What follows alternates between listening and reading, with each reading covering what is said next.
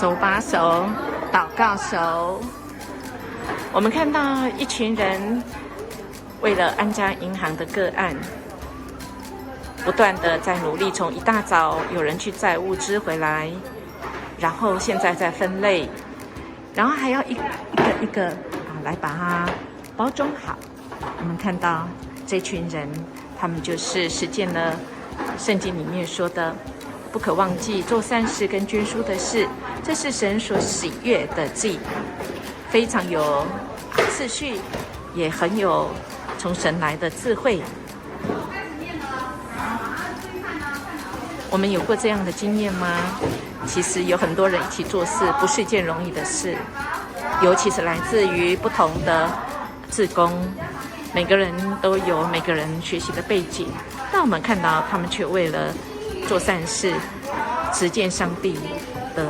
给我们的托付，做得非常有次序，像不像在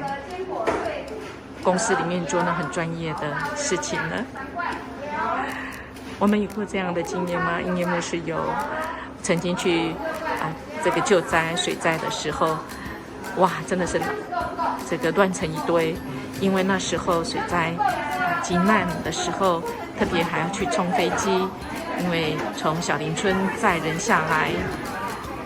此时真的是需要有秩序，需要有人来指挥。我们看到这当中，我们的安家银行组的组长就担任起这个指挥的工作，让一切都能够就绪。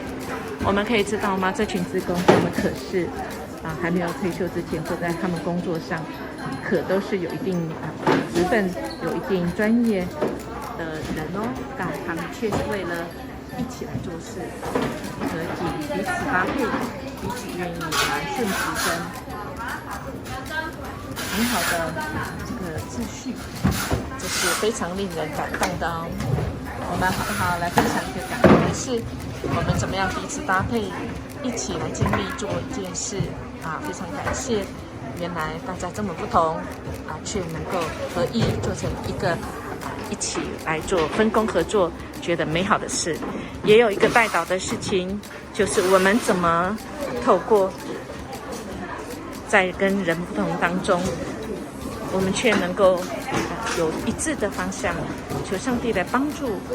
我们那个还没有办法合一的地方呢？我们家庭也一样哦，我们有没有一起做什么事而感觉很困扰的吗？或者是很特别的经验的呢？一起来分享，使我们的家庭更美好，社会更美好。去看去，记得去。